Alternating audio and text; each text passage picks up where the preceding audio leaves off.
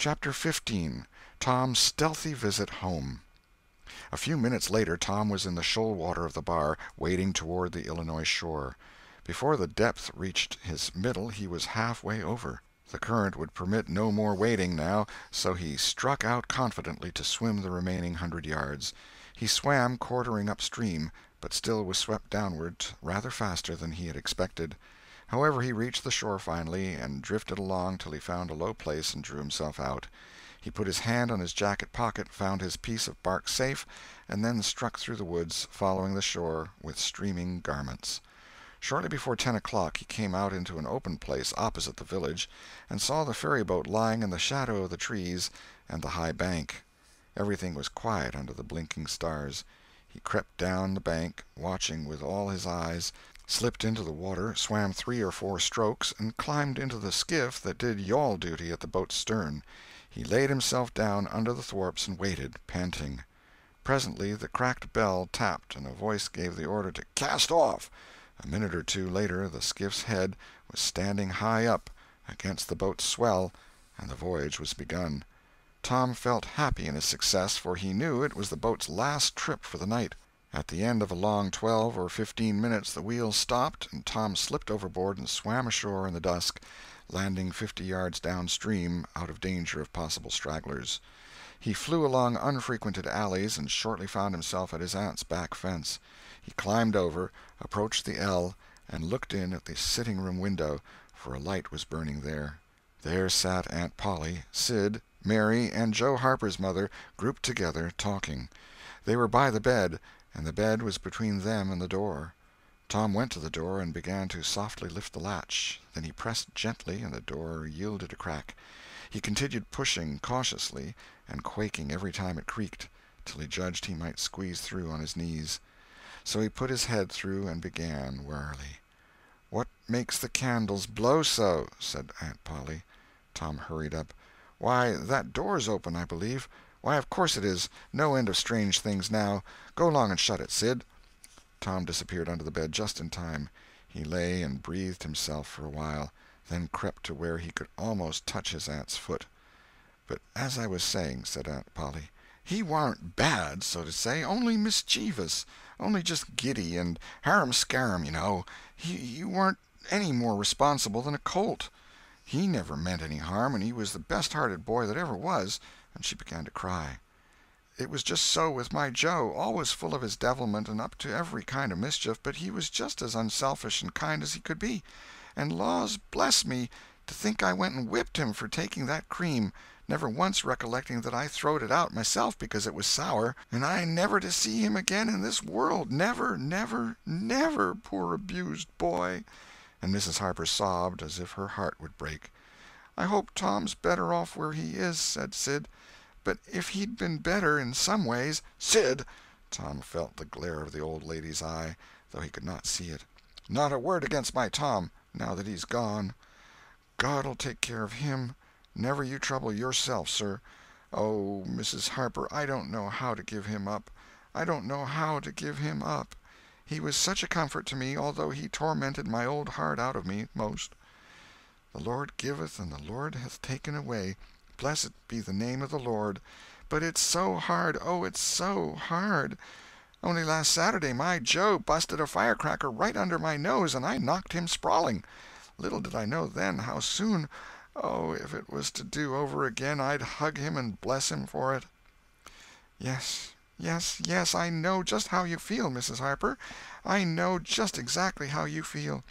No longer ago than yesterday noon, my Tom took and filled the cat full of pain-killer, and I did think the creature would tear the house down, and God forgive me, I cracked Tom's head with my thimble, poor boy, poor dead boy, but he's out of all his troubles now, and the last words I ever heard him say was to reproach—" But this memory was too much for the old lady, and she broke entirely down. Tom was snuffling now himself, and more in pity of himself than anybody else. He could hear Mary crying, and putting in a kindly word for him from time to time.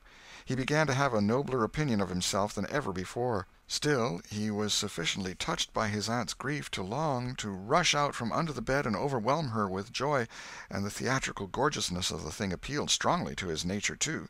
but he resisted and lay still. He went on listening, and gathered by odds and ends that it was conjectured at first that the boys had got drowned while taking a swim. Then the small raft had been missed. Next, certain boys said the missing lads had promised that the village should hear something soon. The wise heads had put this and that together, and decided that the lads had gone off on that raft and would turn up at the next town below presently. But toward noon the raft had been found, lodged against the Missouri shore some 5 or 6 miles below the village, and then hope perished. They must be drowned, else hunger would have driven them home by nightfall, if not sooner. It was believed that the search for the bodies had been a fruitless effort, merely because the drowning must have occurred in mid-channel, since the boys, being good swimmers, would otherwise have escaped to shore. This was Wednesday night. If the bodies continued missing until Sunday, all hope would be given over, and the funerals would be preached on that morning. Tom shuddered. Mrs. Harper gave a sobbing good night and turned to go. Then, with a mutual impulse, the two bereaved women flung themselves into each other's arms and had a good, consoling cry, and then parted. Aunt Polly was tender far beyond her wont in her good night to Sid and Mary. Sid snuffled a bit, and Mary went off crying with all her heart. Aunt Polly knelt down and prayed for Tom so touchingly, so appealingly, and with such measureless love in her words and her old trembling voice, that he was weltering in tears again long before she was through. He had to keep still long after she went to bed, for she kept making broken-hearted ejaculations from time to time, tossing unrestfully and turning over. But at last she was still, only moaning a little in her sleep. Now the boy stole out, rose gradually from the bedside, shaded the candle-light with his hand, and stood regarding her. His heart was full of pity for her. He took out his sycamore scroll and placed it by the candle. But something occurred to him, and he lingered considering. His face lighted with a happy solution of his thought. He put the bark hastily in his pocket. Then he bent over and kissed the faded lips, and straightway made his stealthy exit, latching the door behind him. He threaded his way back to the ferry landing, found nobody at large there, and walked boldly on board the boat, for he knew she was tenantless except that there was a watchman who always turned in and slept like a graven image.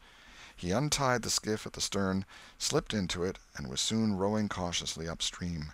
When he had pulled a mile above the village, he started quartering across and bent himself stoutly to his work. He hit the landing on the other side neatly, for this was a familiar bit of work for him. He was moved to capture the skiff, arguing that it might be considered a ship and therefore a legitimate prey for a pirate, but he knew a thorough search would be made for it, and that might end in revelations. So he stepped ashore and entered the wood. He sat down and took a long rest, torturing himself meantime to keep awake, and then started warily down the home stretch. The night was far spent. It was broad daylight before he found himself fairly abreast the island bar. He rested again until the sun was well up and gilding the great river with its splendor, and then he plunged into the stream. A little later he paused, dripping, upon the threshold of the camp, and heard Joe say, "No, Tom's true blue, Huck. He'll come back. He won't desert. He knows that would be a disgrace to a pirate, and Tom's too proud for that sort of thing. He's up to something or other. I wonder what. Well, the things is ours, anyway, ain't they?" "Pretty near, but not yet, Huck. The writing says they are if he ain't back here to breakfast." "Which he is!" exclaimed Tom, with fine dramatic effect, stepping grandly into camp. A sumptuous breakfast of bacon and fish was shortly provided, and as the boys set to work upon it, Tom recounted, and adorned, his adventures. They were a vain and boastful company of heroes when the tale was done. Then Tom hid himself away in a shady nook to sleep till noon, and the other pirates got ready to fish and explore. End of chapter 15.